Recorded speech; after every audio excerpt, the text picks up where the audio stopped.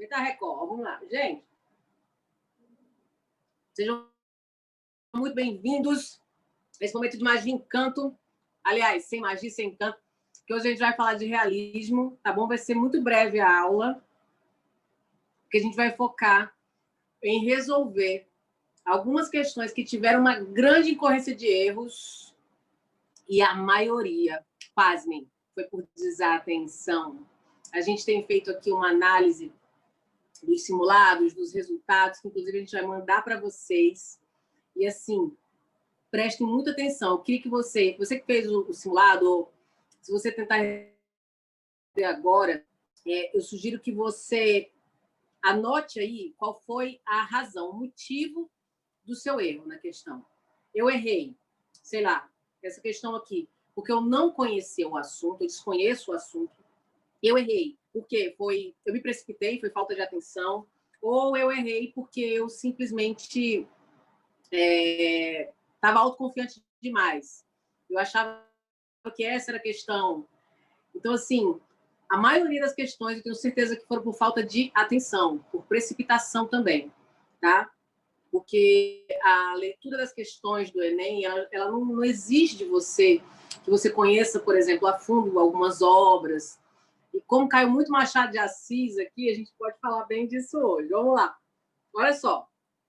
Só para vocês saberem, realismo ele vai contra tudo o que o romantismo pregava, tá certo? Então, se no romantismo a gente tinha idealização de relacionamentos, a gente tinha aquela mulher pura e casta, se a gente tinha isso no romantismo, no realismo não vai ter mais, não.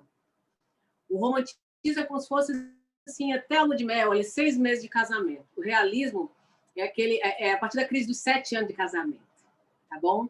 É o cara já assistindo a terceira fase do campeonato da Série C, né? 15 de Jaú contra 13 de Piracicaba, pedindo a cerveja para a mulher. Aquela mulher fala, meu Deus, por que eu não investi em mim? Por que eu não fiz o mestrado? Por que eu casei? Então, é aquela história do nem guindaste, né? Então, gente, o realismo ele vai trazer muita crueza. O realismo ele vai trazer muita verdade. O realismo ele vai trazer para você, para a gente, aliás, coisas que o romantismo costumava jogar para debaixo do tapete. Então, o Essa de Queiroz mesmo, ele falou uma coisa muito massa sobre o realismo. O realismo é a anatomia do caráter. O realismo ele vai fazer assim, ó, ele vai abrir, ele vai dissecar ali o caráter da pessoa, ele vai tirar tudo que tem. Ó.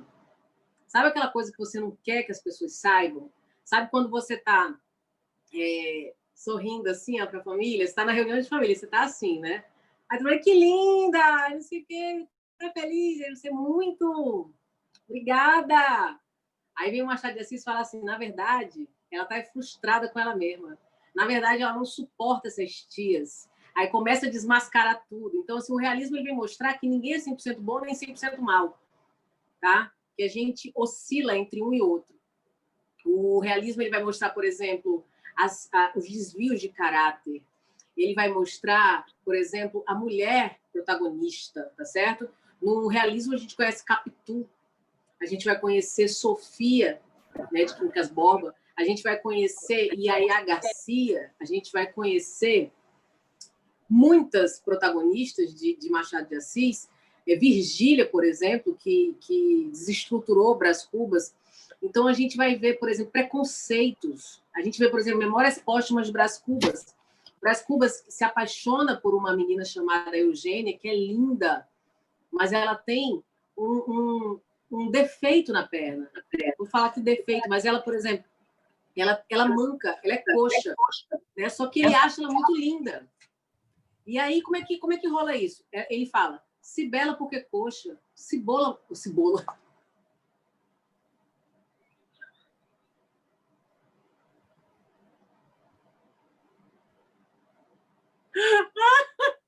Cebola porque quer. Desculpa, gente. Se bela porque coxa, se coxa porque bela, cebola porque queijo. Então a gente vai ver o preconceito tudo escancarado, com muita ironia e sarcasmo. Não tem as frases motivacionais, que ela fala assim, ó, continua, persevera, que vai dar certo. O realismo não tem nada disso. O realismo, por exemplo, a diferença entre o otimista e o pessimista no realismo é que o pessimista ele acha que assim já caiu o máximo possível. O otimista ele fala não, vamos tentar mais um pouquinho, porque dá para cair mais, entendeu? Então é mais ou menos isso aí. Nem vi o que vocês estão escrevendo, depois eu olho. Vamos lá. Ó, isso aqui foi mais ou menos um resumo de uma aula que a gente já teve, tá certo? E vão ser só assim, vou fazer umas pontuações que são muito pertinentes à resolução de questões, tá bom? E outra coisa, resolvam simulados, porque não adianta só assistir a aula aqui e não resolver, tá certo? Babado, né, gente? Bafônico, Gil. Olha só, para quem já assistiu O Poço, tá? É muito interessante fazer esse paralelo, porque a gente consegue definir, a gente consegue diferir o que vem a ser o romantismo, o que vem a ser o realismo, tá? A gente tem aqui no filme O Poço, que é fantástico, inclusive, assista. Eu também estou tentando, eu parei de tentar entender o fim do filme. Não entendi, eu só fiz que nem Dark. Assisti, achei ótimo, nossa, bacana, muito conceitual. E aí a gente tem duas personagens nesse filme que são bem intrigantes. Uma é o Goreng, outra o Trimagasi, né? E assim, se a gente pudesse enquadrar os dois em uma escola literária cada, a gente conseguiria fazer o quê? Enquadrar o Goreng no romantismo e enquadrar o Trimagasi no realismo. É só baseado no quê? Baseado nos objetos que eles levam para o poço. No caso do Goreng, ele levou Dom Quixote de la Mancha de Miguel de Cervantes. Então é aquele cara idealista, é aquele cara que acredita na humanidade, acredita na mudança, acredita na transformação. É o idealista, sabe? É o romântico. O romântico é aquela pessoa inconformada, ele quer a mudança, ele quer a transformação, sabe? E aí a gente tem o Trimagasi. O Trimagasi, o que ele levou? Uma samurai, né? Acho que é Samurai X o nome da faca que ele levou, né? Ele falou, não, o realista ele quer sobreviver. Ele não acredita na humanidade, ele acredita que as pessoas são falhas, que as pessoas são traidoras, então ele precisa garantir a sua sobrevivência. Por meio de quê? De uma faca muito afiada. Para que ele mate seu oponente caso seja necessário. Tá bom? Então, assim, se a gente pudesse comparar um e outro, seria mais ou menos isso. O Goreng, o romantismo, é o espírito idealista do romântico, que acredita na mudança, e o Trimagasi é aquele cara, assim, que já é macaco velho. Aquele cara, assim, fala, cara, a humanidade não tem jeito, tá? O negócio aqui é sobreviver. É basicamente isso. E o realismo, ele, assim, é imbuído em movimentos científicos. O romantismo, ele tem muito aquele lance lá, ai, gente, eu não aguento onde estou, eu preciso fugir, eu preciso morrer, eu preciso voltar para a infância, eu preciso qualquer coisa, menos permanecer onde eu estou, tá? Já o realista, ele meio que aceita isso, tá? E ele vai tirar onda com isso. Vamos para frente. Aqui a gente tem Machado de Assis, existe, gente, muita polêmica com relação à forma como Machado de Assis é retratado aqui no Brasil. Porque Machado de Assis, ele era negro, tá? Mas a gente não cansa, aliás, de ver imagens relacionadas associadas a Machado de Assis em que ele está muito branco. Tá? Então, assim, a gente já vê como é esse lance, essa cultura que não é nada velada, racista aqui no Brasil. Né? O nosso maior gênio, ele é filho de uma descendente de escravos, né? Ele é descendente de escravos, dizem que ele era disléxico também, mas ele era gago também.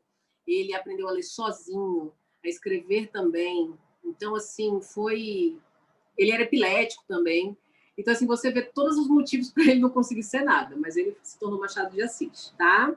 Então, assim, olha só, gente. Eu vou falar aqui realismo e naturalismo, porque muitos autores tratam realismo e naturalismo como uma única coisa. Danil Machado diz, não. Eu estou mais more para Babal do Pandeiro. Ai, para. Olha só, gente.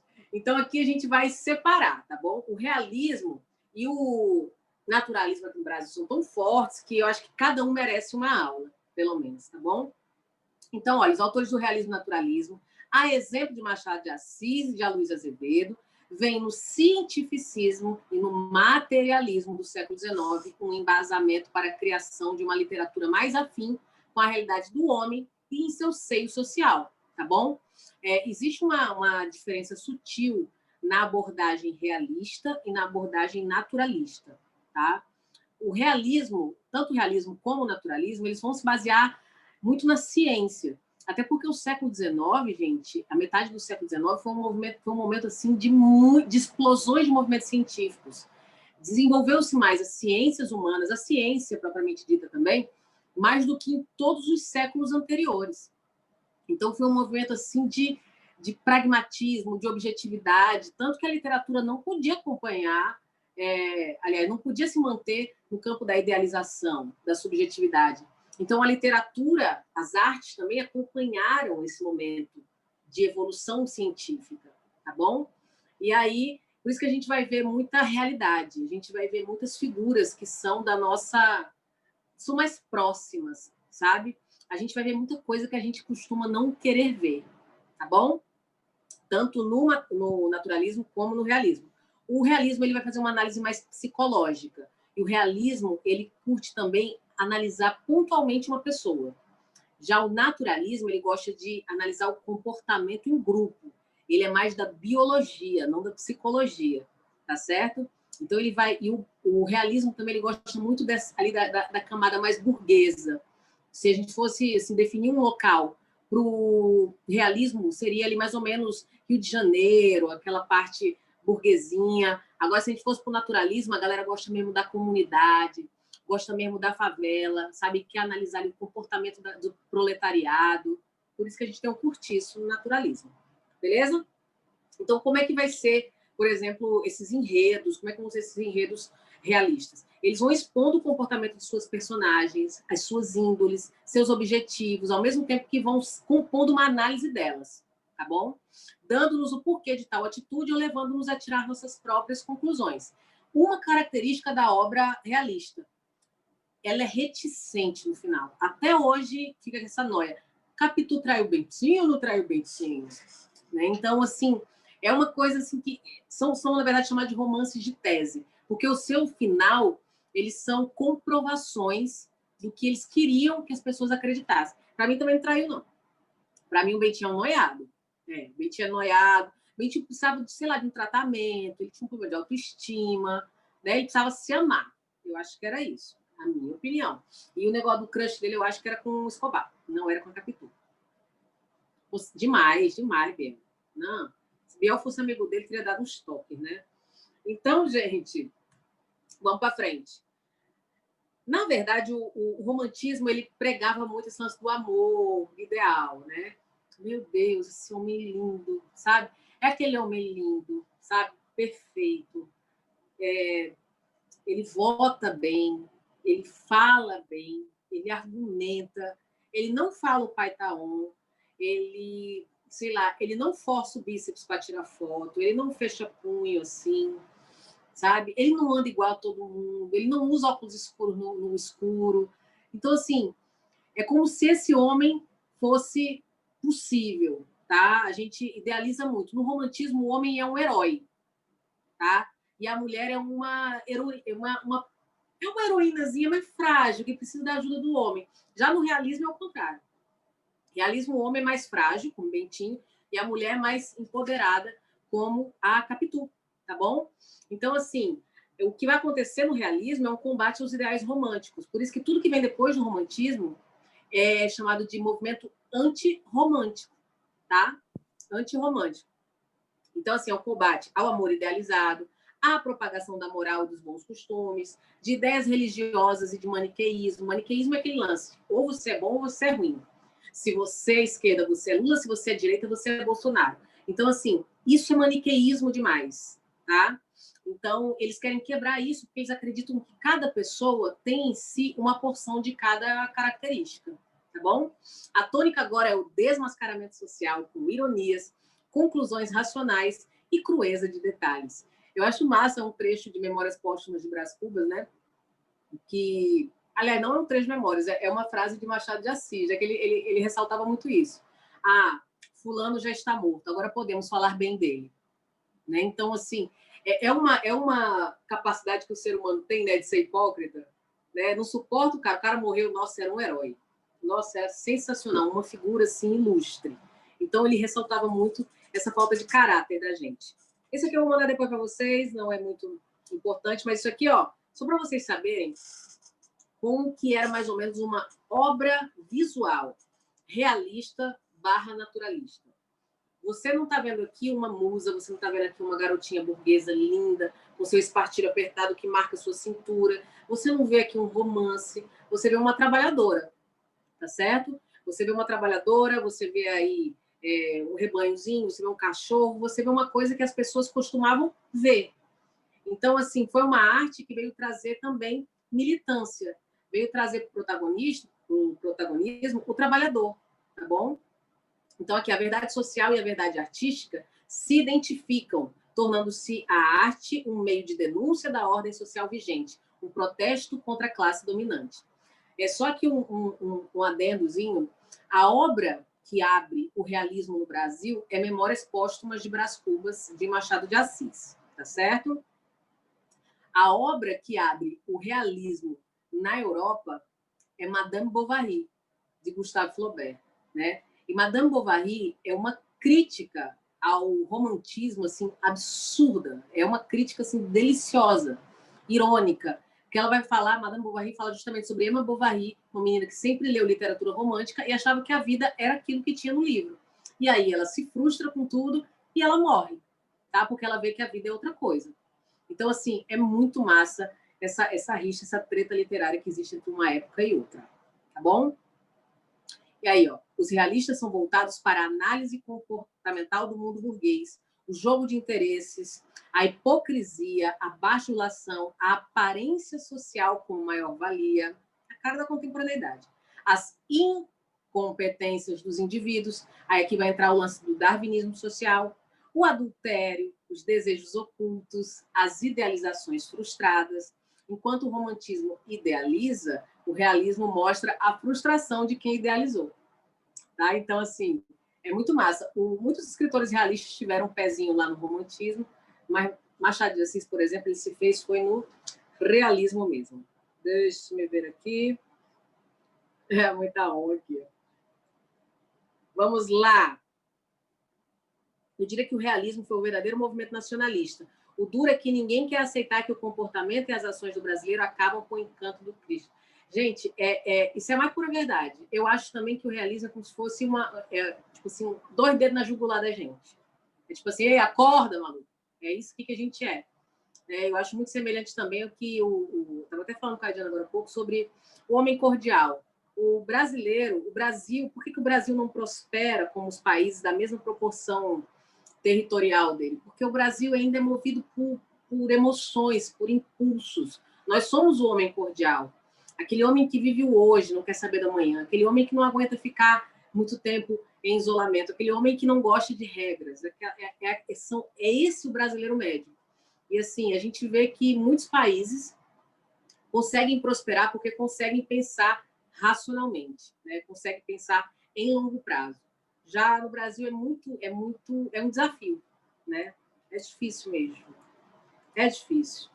E aí, eu já passei isso aqui na outra aula, mas eu preciso passar isso aqui para vocês, esse trechinho, porque a gente vai usar isso numa questão que caiu no simulado, a gente vai corrigir hoje. E esse trecho aqui, ele fala sobre o momento em que Bentinho vai pentear os cabelos de Capitu, tá bom? Bentinho era um rapaz de 15 anos, completamente apaixonado por essa menina de olhos de ressaca, tá bom? Depois eu vou explicar por que é essa ressaca. E é um trecho de uma minissérie, Dom Casmurro também, que foi transmitida pela Globo, né? Então, assim, é barbaridade. Vou colocar aqui para vocês. Deixa eu aumentar. São só alguns minutinhos. Assista para a gente poder responder a questão, tá?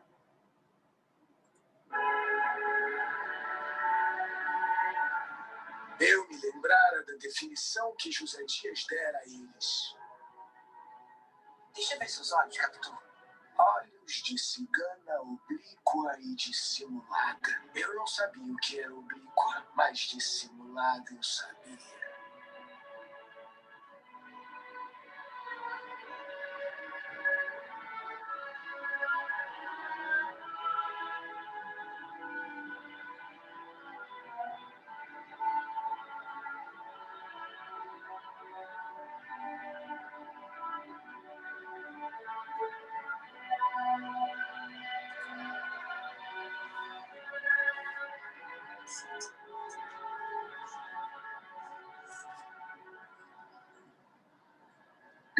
Que é? Nunca vi meus olhos.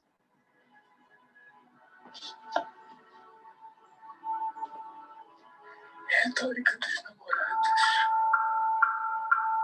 Cabe uma comparação exata, poética, para dizer o que foram aqueles olhos de capítulo.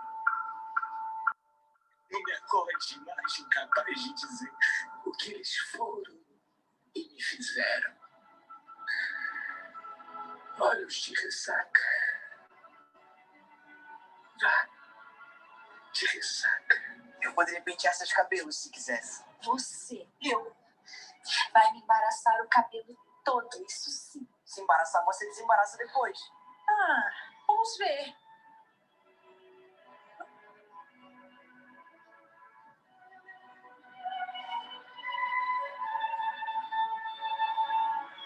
O trabalho era atrapalhado. Às vezes por minha falta de jeito, outras de propósito, para desfazer o feito e refazê-lo. Senta aqui que é melhor. Ah, vamos ver o grande cabeleireiro.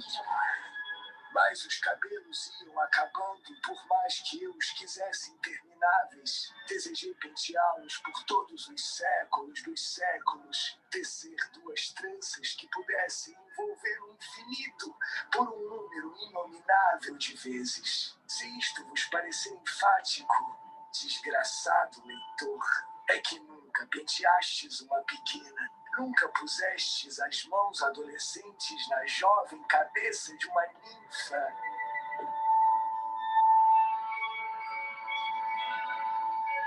Pronto.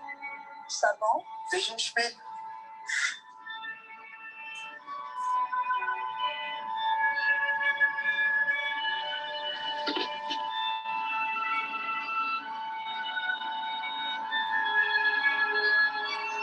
Foi na cabeça, cara. Tu pode ficar tonto, machucar o pescoço.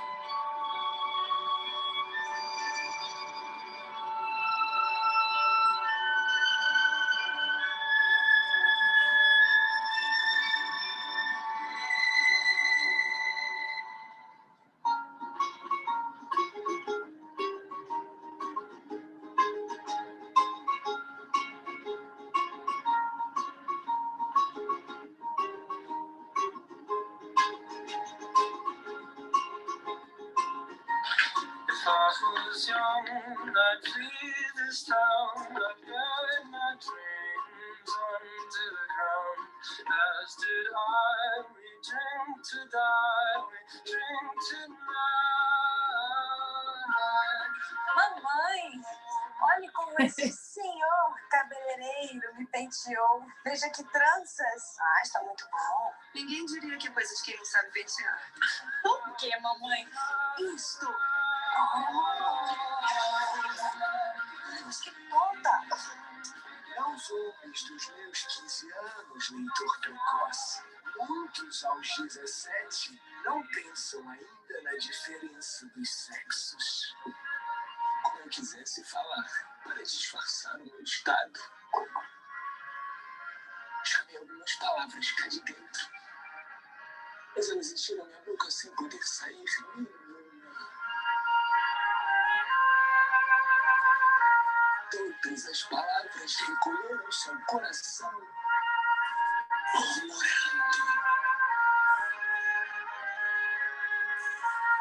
Isso aqui que não fará grande carreira no mundo. As emoções o dominam.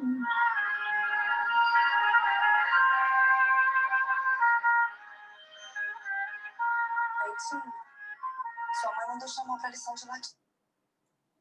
Gente, tadinho. Fala por quem tem cabelo cacheado. O cabelo dela deve ter ficado só um frizz depois da cena que mentiu que foi mexendo. Atiçou mesmo. Gente, olha só. Como a Paula falou, atiçou o guri, tadinho do gurizinho, né, gente? Do boy. Mas, de fato, ele fala assim, calma, precoce, leitor. Não zombes de alguém com 15 anos que se permite ficar assim. Muitos aos 17 não sabem nem diferenciar os sexos, né? E aí ele mesmo conversa com o leitor. Imagina, por exemplo, uma pessoa no século XIX nunca viu isso, aí de repente Machado de Assis está falando, calma, leitor. Aí ele fala, calma, desgraçado leitor. Então imagina assim a reação das pessoas dessa época deve ter sido muito incrível, né? Então assim, esse momento é aquele em que o Bentinho ele consegue assim se debruçar sobre os cabelos de Capitu, como ele pede que isso fosse interminável. Ele diz que erra de propósito só para desfazer e fazer novamente, porque ele queria que aquelas duas tranças se envolvessem, né? E assim, como é linda essa capacidade de metaforizar um penteado, gente. Isso é típico de Machado de Assis, sem deixar meloso, sem deixar idealizado, mas era de fato um desejo do menino, né? Então, eu acho assim incrível. Aí depois desandou, né? Depois desandou, começou a desconfiar das coisas, mas é como o Gil falou, uma das melhores produções da Rede Globo. A gente teve também Os Maias, de Essa de Queiroz, com Fábio Assunção e Ana Paula Arósio, foi sensacional. Memorial de Maria Moura, também, de Raquel de Queiroz. Cara, era cada produção incrível. Dona Flor e seus dois maridos, muito bem. A gente teve Tieta também, de Jorge Amado. Então teve muita coisa massa, da literatura mesmo. E assim, a gente não vê mais isso, né? Seria bom que relançassem, eu não sei se tem na Globoplay, mas seria muito massa que a gente pudesse ter acesso a isso. Porque você lê, às vezes, o texto, você não entende, você não consegue entender. Mas quando você visualiza, né, tudo começa a fazer sentido. Então, bora para frente. Vamos resolver a questão agora. Pois é. Pois é. Não sei qual que é. Exato. Letícia Persiles, isso mesmo. É toda tatuada, eu não sabia, cara. Ela teve que fazer maquiagem pra caramba para tirar, né? As maquiagens, as tatuagens. Incrível, os olhos dela. Aí depois a Maria Fernanda Cândido foi a Capitu já adulta, e como eles se parecem, né? E olha, só lembrando, gente, quem disse que Capitu tinha olhos de cigana oblíqua e dissimulada? Quem disse isso? Quem se lembra? Falo, meu amor, falo sim. Só me diga assim, quem disse que Capitu tinha olhos de cigana oblíqua e dissimulada? Alguém se lembra? José Dias. Muito bem, Camila. José Dias era tipo aquele agregado, aquele falciano, aquele fofoqueiro, que representa muito dos valores românticos.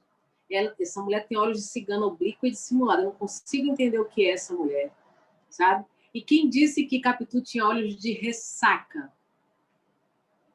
Olhos de ressaca. Quem sabe? Tchananã, tchananã, tchananã. Olhos de ressaca. Bentinho, muito bem. Bentinho disse. Só para vocês saberem, essa ressaca, gente, não é a ressaca depois do Vila Mix, depois do Show do Safadão, não. É a ressaca do mar. Porque quando a ressaca do mar vem, leva tudo, suga tudo. É muro, é encosta, é surfista, prancha, é gente do stand-up, leva tudo com ela. Então a ressaca do mar, ela arrasta, ela suga tudo. E os olhos do Capitu eram assim para Bentinho. Esses olhos de ressaca, esses olhos que arrastam ele para dentro dela, ele não consegue soltar, ele não quer soltar. E uma coisa assim muito interessante na obra é que Escobar morreu, gente, não é o personagem principal, né? Ele morre em uma situação muito semelhante ao que Bentinho fala sobre os olhos de Capitu, né? Depois que vocês tentem depois fazer uma comparação entre a morte de Escobar e os olhos de ressaca, né? Será que alguém que resiste à ressaca, que não resiste à ressaca, como é que morre uma pessoa, né? Vamos para frente, então. Os cabelos de Capitu. Ele quer que esse enlaçar nunca acabe, Ju. Ele faz a trança, desfaz a trança, né? Para quê? Para ele ficar mais tempo ali, porque ele queria tornar infinito aquele momento. Então, assim, é muito lindo esse modo como Machado de Assis metaforiza esse enlaçar cabelos com aquele momento que a gente quer ficar com aquela pessoa, aquele momento que a gente não quer que acabe, sabe? Então, assim, era assim que Bentinho se sentia. Eu queria que isso nunca acabasse. E aí ele fala até com o leitor, desgraçado leitor, você pensa que eu sou enfático demais, mas é porque você nunca penteou uma pequena, né, como estou fazendo. Aí eu acho linda assim, essa descoberta. Muita gente fala assim, você só vai saber o que é amar quando você crescer. Não, você sabe o que é amar, gente, é na infância, na adolescência, porque o amor de fato é genuíno, o amor ele é isento de preconceitos, sabe, de critérios. Você ama porque ama porque é mais forte do que você. Então, é uma coisa fantástica. Fantástica, perplexa. Olha, essa questão aqui, que caiu no simulado, tá bom? É uma questão sobre romantismo, beleza? E aí, oh, meu Deus, coisa linda. E os cachinhos da Ju. A pessoa foi enlaçar meu cabelo, ela fica infinito mesmo, porque ela vai assim, mas agora eu tô cabelo curto, esqueci. Olha só, gente, essa questão aqui, ela teve um índice de acertos de 37,5%. O que isso é considerado? 37,5% é considerado uma questão de média para difícil, tá bom? Então, se está ali ainda na média, a gente tem que atentar muito, porque é um tipo de questão que a gente tem que acertar no Enem, tá bom? Então, vocês vão ver aqui como foi só uma questão de atenção, beleza? Texto romântico é chato, mas a gente tem que ler. Olha só, foi a questão 8. E uma coisa muito interessante é que o distrator dela, ou seja, a alternativa errada, teve 50% de marcação. Então, 50% das pessoas que responderam a prova marcaram essa alternativa que está errada e 37,5% marcaram a certa. Olha só como esse distrator é forte. Então, a gente tem aqui um trecho da obra O Ermitão de Muquem, de Bernardo Guimarães, tá bom? E aqui no enunciado a gente tem, ó, o texto de Bernardo Guimarães é representativo da estética romântica. Beleza. Entre as marcas textuais que evidenciam a filiação a esse movimento literário, está em destaque a. Então, uma coisa que a gente vai ter que procurar é marca textual que remeta ao romantismo, à estética romântica. Então, tem que estar presente no texto, tá bom? E o pessoal da quarta-feira ficou pasmo com isso. Vamos lá. A gente tem aqui, ó. Estas palavras ecoavam docemente pelos atentos ouvidos de Guaraciaba e lhe ressoavam na alma como um hino celestial. Então, Guaraciaba estava ouvindo alguma coisa. Ela sentia-se, ao mesmo tempo, enternecida e ufana por ouvir aquele altivo indômito, guerreiro, pronunciar a seus pés palavras do mais submisso e mavioso amor. E respondeu-lhe cheia de emoção. Então, tinha um guerreiro ajoelhado aos pés dela, né, falando coisas lindas para ela. Ela estava assim, enternecida. E o que ela respondeu para esse cara? Itagiba, o nome dele é Itagiba. Itagiba, tuas falas são mais doces para minha alma que os favos de Jataí, ou o suco delicioso do abacaxi. Elas fazem-me palpitar o coração como a flor que estremece ao bafejo perfumado das brisas da manhã. Tu me amas, bem eu sei, e o amor que te consagro também não é para ti nenhum segredo. Te amo, todo mundo sabe, eu coloquei até no meu perfil. Embora meus lábios não tenham revelado para você, mas todo mundo sabe. A flor, mesmo nas trevas, se trai pelo seu perfume. A fonte do deserto, escondida entre rochedos, revela-se por seu murmúrio ao caminhante sequioso. Desde os primeiros momentos, tu viste meu coração abrir-se para ti, como a flor do manacá aos primeiros raios de sol. Aí tu me perguntas, o que é favos da Jataí? Não sei. O que é a flor do manacá? I don't know.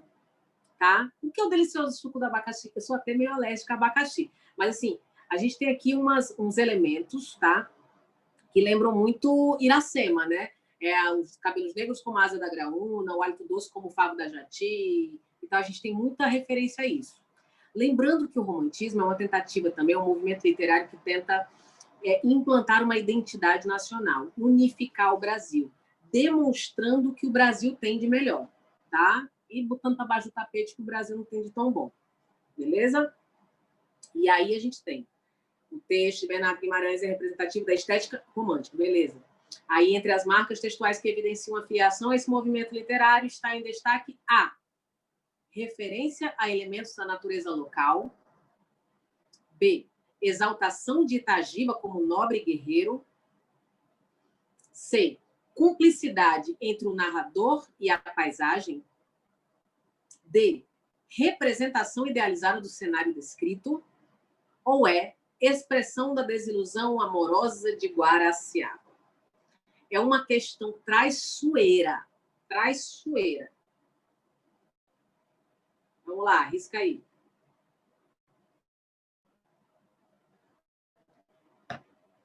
Você espera 10 segundos. Cecília Bolt. Qual que a gente poderia marcar, gente? Encontra as marcas textuais, viu? Antes de dizer a opção. Você tem que saber. Letra A para Cecília, A para Gil, A para Biel. Então, referência a elementos da natureza local. Gente, e está corretíssimo. Referência a elementos da natureza local. A gente tem aí, ó, fava da jataí, o bafejo perfumado das brisas da manhã, o suco delicioso do abacaxi, a flor do manacá. Tá? Gente, são detalhes só, tá bom? Por que a maioria marcou aqui a letra D? 50% das pessoas que responderam a prova marcaram a letra D, que é a letra que não está certa. Representação idealizada do cenário descrito. Vou dizer uma coisa para vocês. Só vou botar minha perna aqui em cima. O cenário, ele não é idealizado. O autor ele só usou de metáforas para descrever o cenário, tá bom?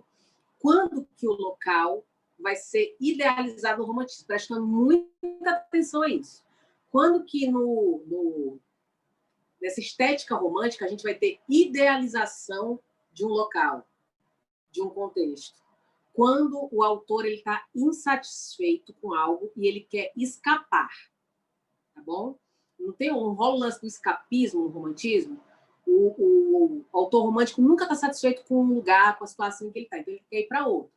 Geralmente esse lugar é a morte, é o sonho, é a infância, é sempre uma situação em que ele não pode estar.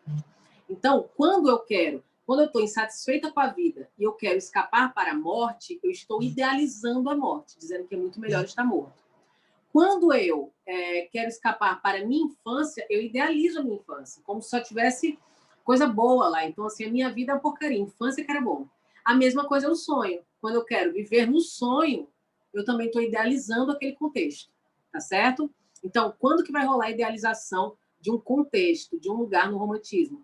Quando houver também o escapismo, quando o eu lírico, o autor, ele quiser escapar para uma situação, tá bom? Então, nesse caso aqui, por isso que essa questão foi muito traiçoeira. Eles colocaram, ó, representação idealizada do cenário. Não houve idealização. Houve uma retratação aí, houve uma tentativa de descrever algumas coisas por meio de metáforas. Mas o lugar só é idealizado quando existe tentativa de escapar de algum lugar. Porque você acha, é melhor quando... Vai ser melhor quando eu passar em medicina e eu vou ser feliz. Não, você não vai ser feliz quando passar em medicina. Eu vou ser feliz quando eu perder 30 quilos. Não, você não vai ser feliz quando isso acontecer. Tá bom? Então, assim, é quando a gente idealiza situações. Tá bom? Ficou um pouco mais claro com a explicação por que não é a letra D.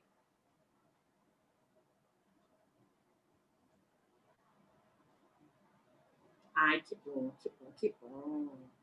Só tá, né? As pessoas não querem saber, né?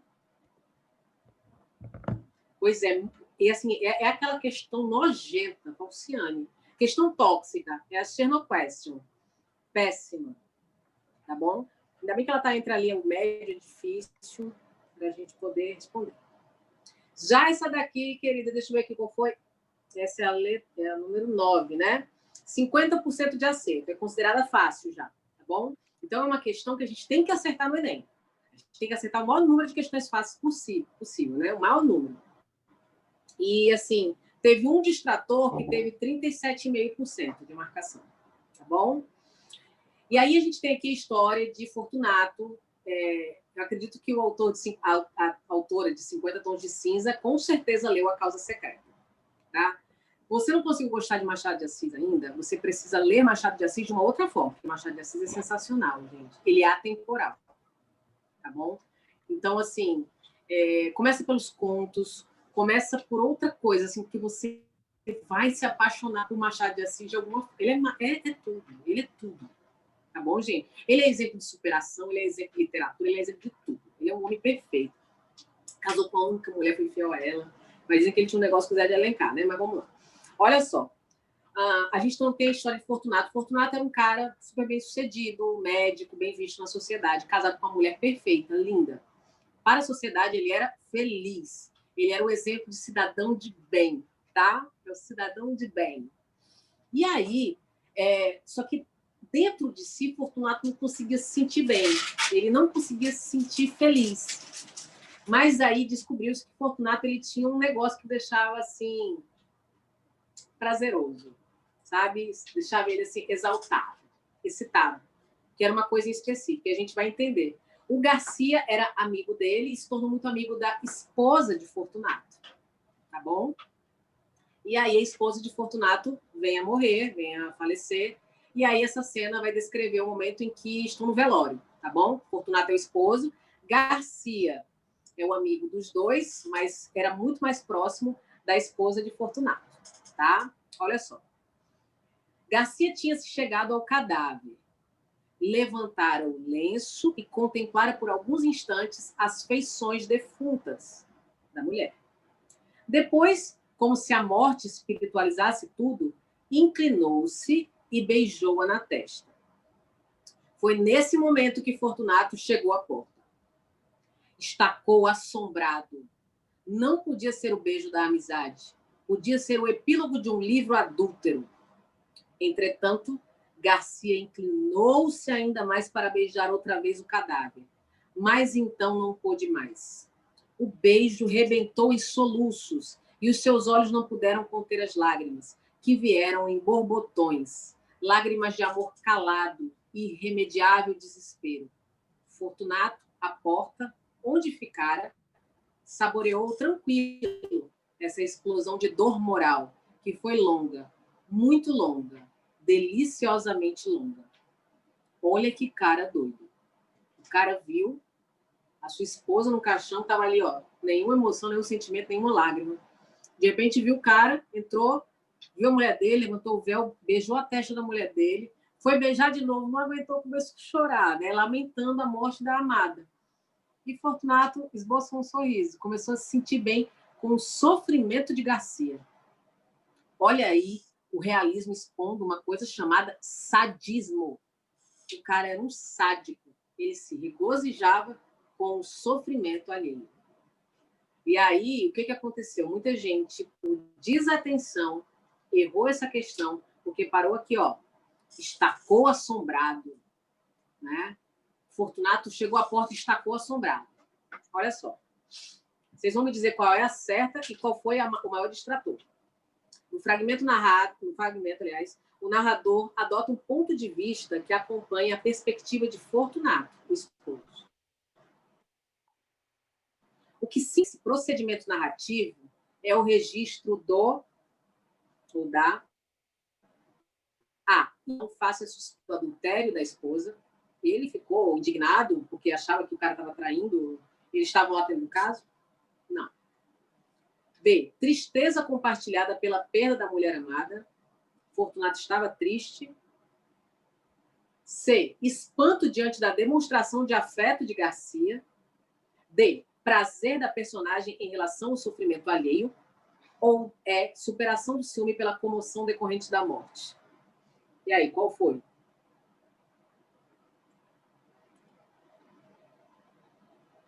Letra D. Agora me digam qual foi o maior distrator? Qual foi que as pessoas mais marcaram depois da questão certa? Isso, Gil. Letra C. Muitos marcaram letra C. Espanto diante da demonstração de afeto de Garcia. Pois é, por quê? Porque a gente... assombroso, né? Fala, cadê? Estacou assombrado. Então, o cara viu que o cara estava beijando a mulher dele, ficou assombrado. Não. Na verdade, ele sentiu prazer diante do sofrimento alheio. Viu? Então, muita atenção com relação a isso. Muita Atenção, tá? Não precisava nem conhecer a obra. Era só a gente ter lido bem direitinho. Então, assim, por que eu errei essa questão? Falta de atenção? Né? Olha só, esse aqui é um trecho de Memórias Póstumas, de Brás Cubas. Lembrando, como é que era a capa desse livro? Tinha um verme na capa, certo? 1881. Um verme na capa. A dedicatória era para o verme. Lembrando que o autor era um defunto, por isso chama Memórias Póstumas, pós-morte, pós-vida, né? Então era um autor defunto narrando a história dele enquanto ele era vivo, sabe? E o Brás Cubas era aquela pessoa, era um bom vivant, era aquele cara que sempre teve tudo à mão, era um cara cheio de manias, de maus hábitos, sabe? De preconceitos. Mas ele não era de todo ruim. Então o Machado de Assis ele mostra como existe um equilíbrio, né? Na personalidade, no caráter das pessoas. Tem dois. O verme que primeiro roeu as carnes do meu cadáver, dedico como saudosa lembrança estas memórias póstumas. A dedicatória era para o verme, né? Então, já vê aí o tom. E o trecho 2 é: cada estação da vida é uma edição que corrige a anterior e que será corrigida também até a edição definitiva. Até aí tá lindo, né? Que o editor dá de graça aos vermes. Lembra que Machado de Assis, o realismo é tipo aquele coach do fracasso, tá? Só vai dar certo, só vai dar errado se você tentar, né? Sempre me perguntam como eu consigo fazer várias coisas ao mesmo tempo. Simples, é só fazer tudo muito mal feito, né? Então, assim, é tipo aqueles coach do fracasso. Nada vai dar certo, tá, gente? Não se preocupa, nada vai dar certo. Então, assim, se tiver alguma coisa relacionada ao otimismo, a mensagens positivas, não é realismo. E aí a gente tem, ó, os dois fragmentos acima pertencem à obra Memórias Póstumas de Brás Cubas de Machado de Assis e configuram uma das essências da trama. Assinale a alternativa que concentra a visão de mundo do personagem narrador apresentada nesses dois excertos. Olha só. Os dois fragmentos, tem que ser os dois, tá? Os dois fragmentos exprimem com ironia e algum humor uma visão desencantada da finitude humana. Será que é essa? É uma visão que é desencantada, sem misticismo, sabe? Sem romance, sem floreios. Letra B. Os textos transcritos sugerem que a vida passa rapidamente, sem piedade. E, por isso, deve ser vivida a cada momento com muita intensidade. C. A dedicatória mostra que, quando o narrador morrer, nada será possível fazer, a não ser conformar-se com seu destino. Beleza. Aqui ele falou só da dedicatória, ele não falou do segundo texto. D. A existência é uma sucessão de absurdos que devemos superar com realismo, sem esquecer de observá-la sob a ótica da esperança e do otimismo. E letra E. A morte representa uma certeza que devemos enfrentar com determinação e frieza, pois não nos basta viver, mas aceitar a vida como ela se apresenta. Qual é a correta, gente?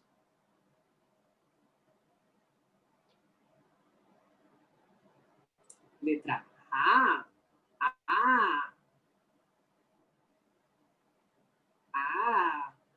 Muito bem, gente. Letra A, certo? Os dois fragmentos exprimem com ironia e algum humor, tem humor também, uma visão desencantada da finitude humana, do quanto a vida é breve, tá certo? E ele não fala, por exemplo, sobre...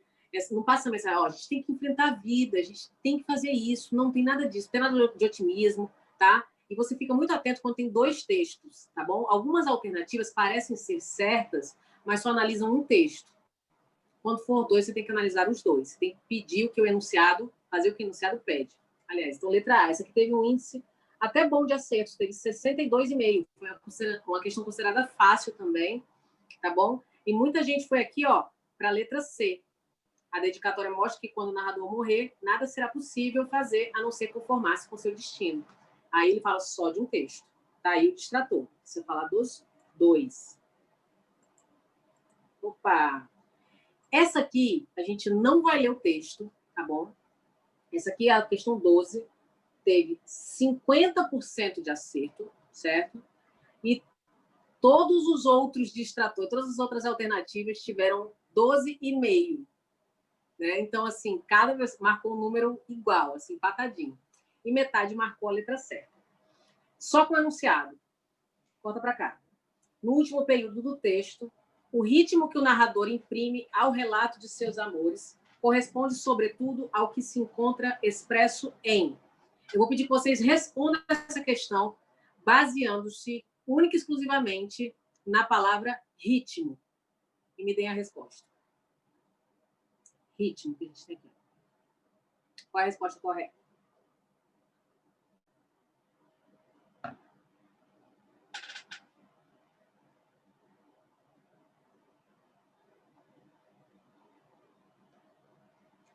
Tá vendo?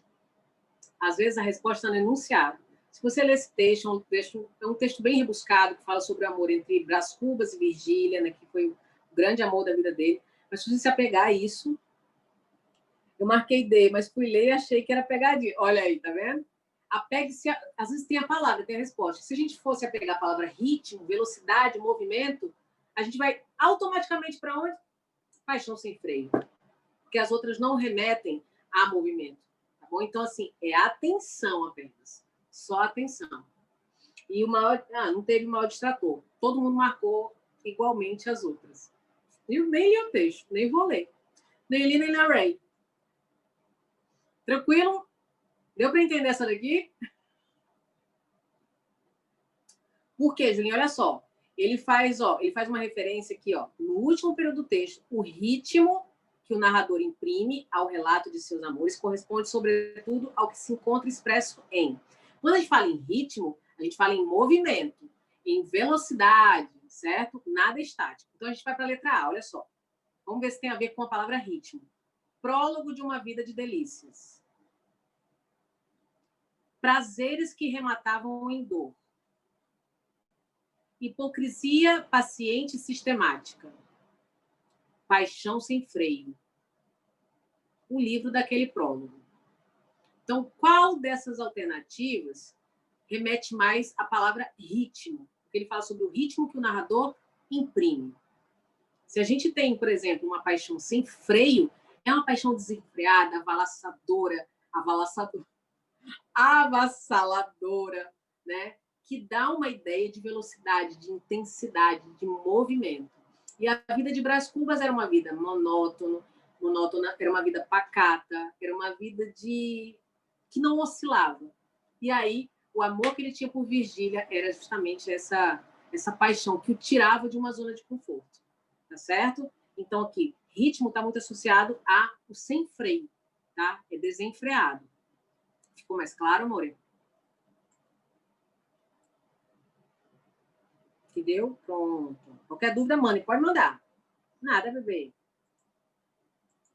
Olha essa daí. Agora, essa daqui é sacanagem. Essa questão aqui é sacanagem. É a questão de Lucifer. Essa daqui. Qual é a letra? Qual é a letra, não? Qual é o número? Esse aqui é a 21. Porque é uma questão... Teve aqui 21, teve 37,5% também por cento de acertos. O distrator teve 50% de marcação. Aqui a gente tem um trecho de Memórias Póstumas, quando o próprio autor, que é defunto, ele fala que... Ele está falando sobre quando ele morreu, como foi o enterro dele, beleza. E aqui você tem uma obra de Cândido Portinari, que é uma ilustração dessa narração aqui de Machado de Assis, certo? A gente vai ter que ler. E, assim, dá uma indignação quando a gente vê a resposta, tá? Olha só o que ele fala. Óbito do autor, morte do autor, né?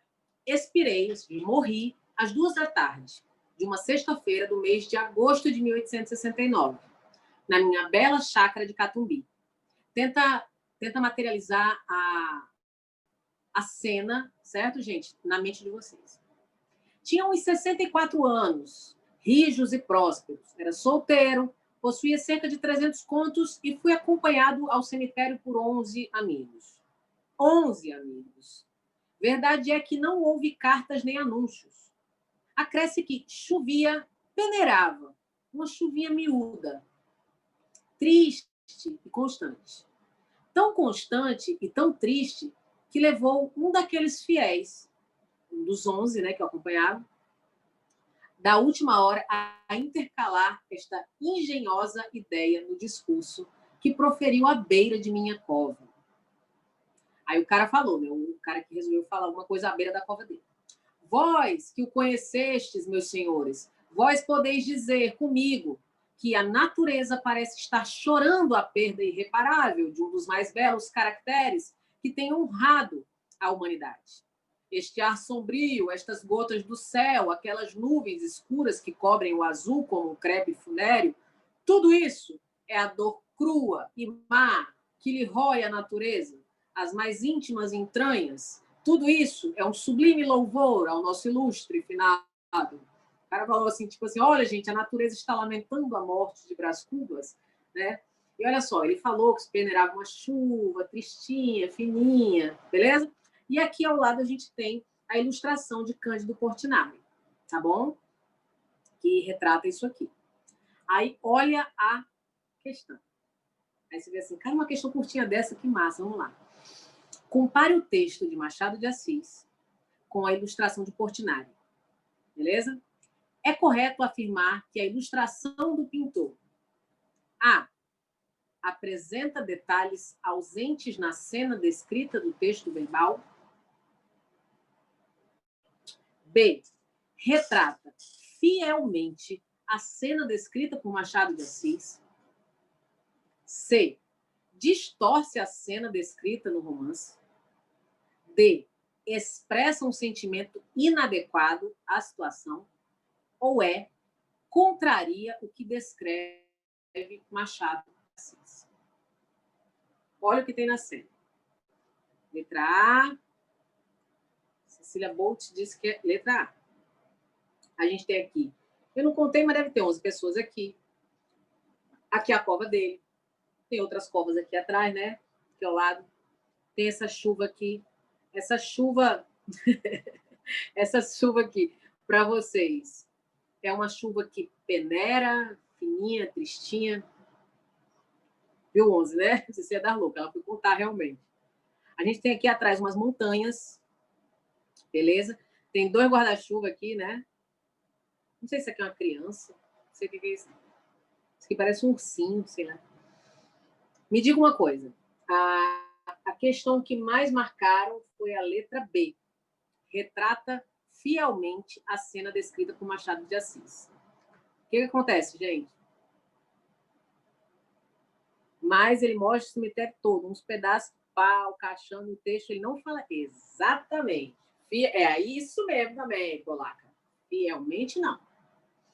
Lembra que a palavra fielmente é uma palavra absoluta, tá? É que nem o absolutamente, totalmente, irredutivelmente, fielmente, como que uma ilustração vai retratar fielmente uma cena. Não tem como. Não tinha guarda-chuva, não tinha montanha, não tinha o cemitério todo, só tinha a cova dele, 11 pessoas e uma chuva fininha que peneirava. Essa chuva aqui, minha irmã, é quebra-teto. Como de mamãe, é chuva de granito, quase, né? Então, deixa eu ver. Está fincando, é verdade. Pois é. Mas realmente, porque é um distrator. Agora, cuidado com as palavras. Fielmente. Tipo assim, ó, retrata a cena descrita por Machado de Assis, ok, tem a ver. Mas fielmente, não. Tá bom? Então, apresenta detalhes ausentes na cena descrita do texto verbal. Aí você fica, não é que essa questão, essa idiotice aqui, não. Mas o Enem tem dessas também.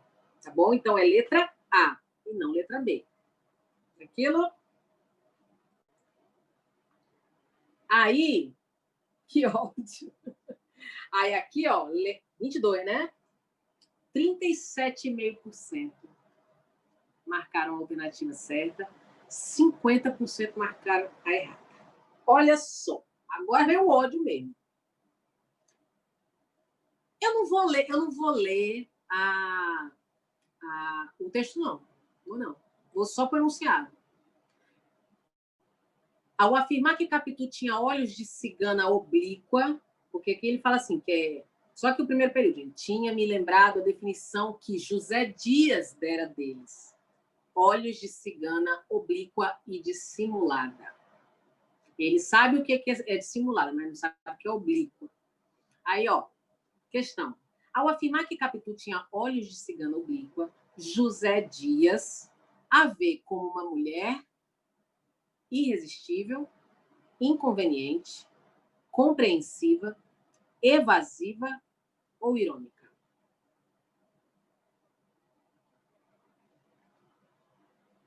A, B, C, D ou E?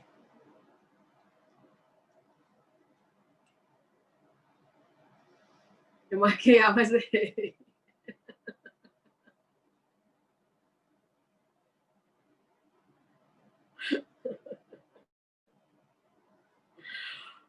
Se uma pessoa que não curte, por exemplo, porque o José Dias ele não gostava da Capitu, mas ele não sabia por quê. Ele olhava para ela e falava assim: essa mulher tem olhos de cigana, oblíqua e dissimulada. Ela é dissimulada. Né? Estranho. Não consigo entender por quê. Entendeu? Aí eu te pergunto: oblíqua e dissimulada, você vê a perspectiva do José Dias é negativa em relação a Capitu. Tá bom? Então, olha, o oblíqua seria uma pessoa, como é que eu digo, escorregadia, meio que impossível de se compreender. É uma pessoa, assim, que eu poderia dizer, evasiva. Se eu não consigo entender como é essa pessoa, ela é evasiva, tá bom? Ela evade. Ela tem evasão escolar, pronto. Ela evade da minha compreensão. Então, se ela tem olhos de cigana oblíqua e dissimulada, eu não consigo compreender o que ela é. Então, o correto seria a letra D, evasiva. Uma pessoa que foge à minha compreensão, tá certo? E aí, o que aconteceu? Muita gente confundiu com o que Bentinho dizia de Capitu. E para Capitu, ou para Bentinho, Capitu era irresistível, porque foi a alternativa que marcaram, foi a letra A. Tá? Irresistível. Só que para José Dias, não. Ela escapulia muito. Tentei chegar o mais perto possível da minha cabeça de incompreensível. Mas, olha, irônica ela não foi, porque ela mal se dirigia a José Dias. Então, a gente não pode marcar irônica. Compreensiva tampouco. Inconveniente, não tem a ver com a situação, tá? Irresistível, ela não era para José Dias. Tá certo? Então, é letra D, evasiva. Aí isso leva essa questão para um patamar de difícil. Tá bom? Se errasse dos males, o menor. Aí, finalmente, essa daqui. Olha só. Essa aqui não é a questão. Essa aqui eu achei massa. olha aqui, ó. Ezequiel, que é o filho, né? Aí aqui tem Bentinho. E aí, olha, Escobar. Aí o boy parece mesmo... Ele tem uma coisa do pai, né? Vai ter uma coisa também do outro. Olha a sacanagem que fizeram, gente. A sobrancelha arqueada do boy aqui, ó. A sobrancelha arqueada aqui de Escobar, que tá morto. Ó o Bentinho aqui, ó. A Gaia nascendo, ó. Traiu não. Traiu não. Não tem filmagem, não traiu, né? Aí, essa é a última questão que a gente vai... Traiu não. Que a gente vai trabalhar. Olha só. Ele tinha um crush em Escobar, tá? Olha só. A gente tem aqui uma questão, que é um trecho do romance Memória, ou Dom Casmurro. É um trecho do romance, tá? E aí a gente tem a cena do penteado, que a gente viu o vídeo, tá? Não vou ler. Eu vou para o enunciado. 37,5% também de acertos, 50% uma alternativa T. No texto anterior, retirado da obra Dom Casmurro, de Machado de Assis, o tipo textual predominante é da obra Dom Casmurro de Machado de Assis. É um romance. O tipo textual predominante é argumentativo, descritivo, expositivo, injuntivo ou narrativo. Exatamente. Letra E. narrativo. Eu precisava ler o texto? Não, não precisava.